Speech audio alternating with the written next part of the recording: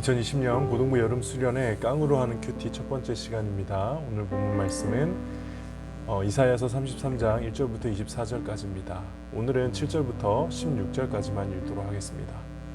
보아라, 용사들이 거리에서 울부짖고 평화의 사자들이 쓰라리게 통곡한다. 길마다 황량하게 변하고 거리를 다니는 사람이 하나도 없다. 사람들이 맺은 언약을 깨뜨리고 도시들은 모두 버려졌다.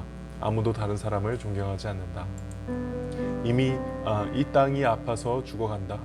레바논이 부끄러움을 당하며 죽어간다. 샤론 평화는 사막처럼 메말랐고 바산과 갈멜의 나무들도 죽어간다. 여호와께서 말씀하신다. 이제는 내가 일어나 스스로 높아지겠다. 이제 내 영광을 사람들에게 나타내겠다. 너희가 헛된 일을 한다. 겨와 지푸라기 같이 아무 쓸모없는 것을 생산할 뿐이다. 너희 호흡이 불처럼 너희를 태워버릴 것이다. 백성이 불에 타서 석회가 되고 마른 가시불처럼 불에 쉽게 타버릴 것이다. 먼 곳에 있는 백성아, 내가 한 일을 들으라. 가까운 곳에 있는 백성아, 나의 능력을 깨달아라. 시온의 죄인들이 두려움에 떨고 하나님을 떠난 사람들이 겁에 질려 있다. 그들이 말하기를 우리 가운데 누가 이 멸망의 불에서 살아남을 수 있을까? 우리 가운데 누가 이 영원히 꺼지지 않는 불을 견뎌낼 수 있을까? 라고 한다. 의로운 일을 하고 정직하게 말하는 사람, 부정한 돈을 받지 않고 뇌물을 거절하는 사람, 살인자의 나쁜 계획에 귀를 막고 악한 일은 보는 것조차 하지 않으려고 눈을 감는 사람, 이런 사람은 안전한 곳에 거할 것이다. 높고 굳건한 바위 요새가 그들의 피난처가 되며 빵이 부족하지 않고 물이 떨어지지 않게 될 것이다.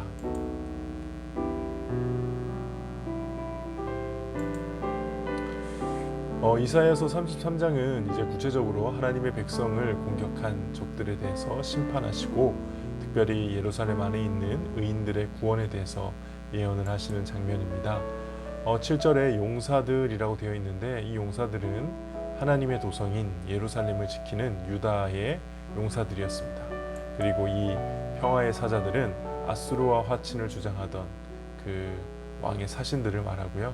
근데 이들이 울부짖고 통곡을 한다는 것은 그 아수르에 의해서 예루살렘이 공격을 당하고 있는 상황이라는 것을 말해주고 있죠.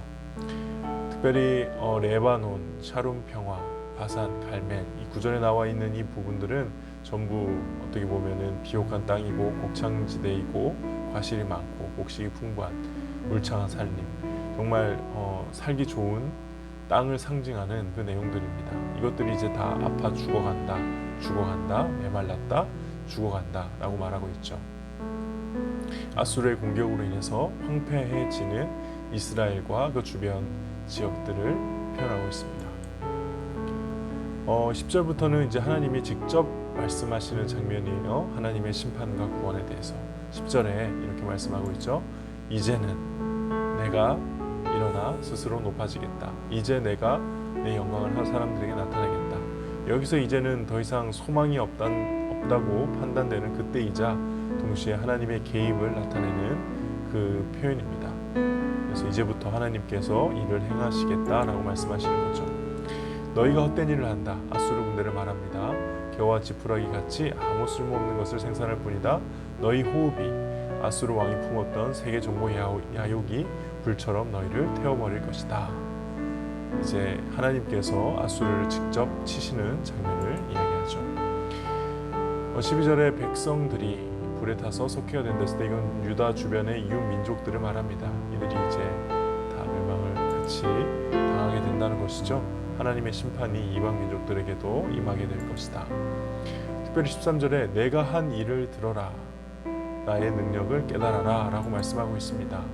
이렇게 보면 심판의 목적이 결국은 하나님 일 알게 하기 위함이다 라는 것을 또 알 수 있습니다. 다른 말로 우리가 심판을 받는 이유는 하나님을 알지 못하기 때문에, 하나님을 알지 못하는 것은 심판을 받는 길로 가는 것이죠.